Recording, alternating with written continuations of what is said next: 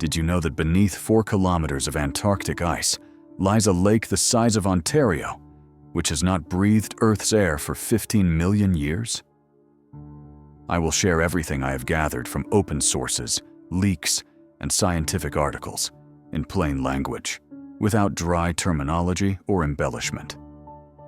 Imagine that we are sitting in the warm wardroom of the Vostok Station, with minus 89 degrees outside the window, and a whole world living under our feet in bottomless darkness.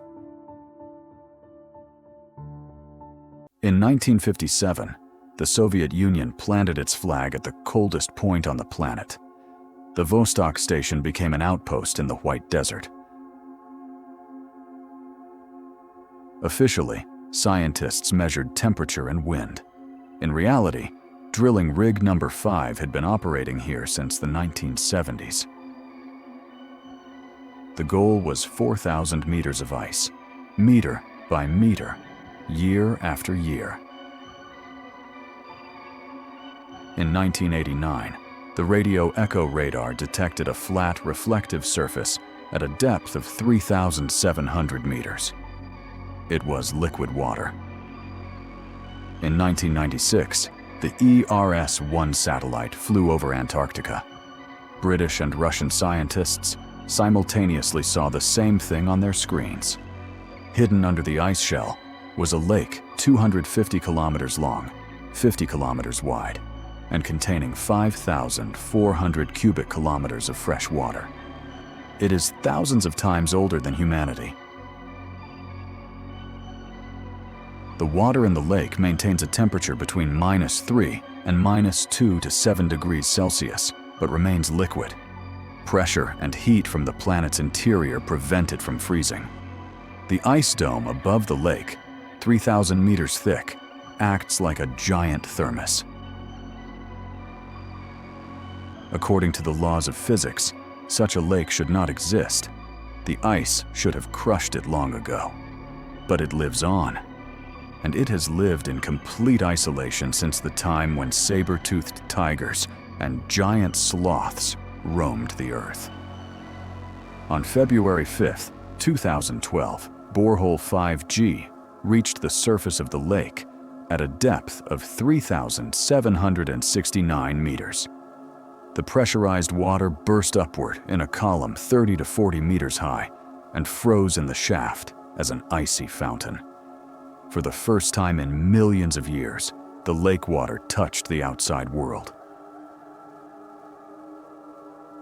Samples of ice formed from lake water were delivered to the Arctic and Antarctic Research Institute in St. Petersburg. Biologist Sergei Bulat opened the container and discovered 3,566 unique genetic sequences. Almost half of them did not match any known genome. Among them were bacteria that breathe hydrogen sulfide and methane, archaea, related to organisms that lived 3.5 billion years ago, microbes that can withstand radiation of 1,000 grays. In 2014, sample number 47 recorded the DNA of a multicellular organism up to 2 millimeters in size. 48 hours later, all data disappeared from the database. The official explanation was a sequencing error. Next comes the most mysterious part. In 2024, a Roshydromet document was leaked online. Object V-17, size 1.5 meters, moves at a speed of 1 to 2 centimeters per second, body temperature plus 4 degrees Celsius. Recommendation: do not publish until 2030.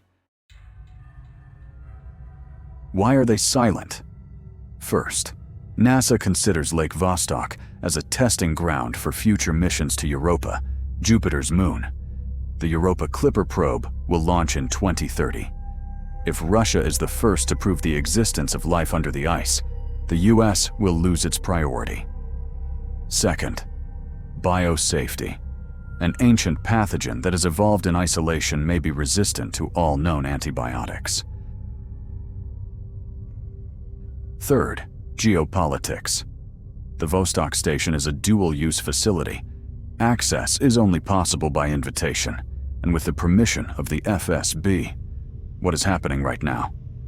As of November 2025, well 5, G-3 has reached a depth of 3,720 meters.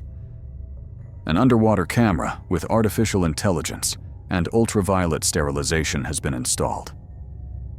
Every 72 hours, the signal disappears for 17 minutes. The last frame leaked on the Forshan forum, a ring-shaped shadow with a diameter of 3 meters. Here's what I think. I'm not a scientist or a conspiracy theorist. I'm just a person who has spent hundreds of hours poring over databases, scientific articles, and closed chat rooms. Lake Vostok is not just water. It is a time capsule that preserves traces of life that survived extinctions, ice ages, and asteroid strikes. Or it is a dormant virus waiting for us to open the door. What will happen next? By 2027, Russia plans to gain direct access to the water using an underwater drone and a high-resolution camera. The publication of the data is still in question. Did you like the video? Like it and subscribe to the channel. Thank you for watching.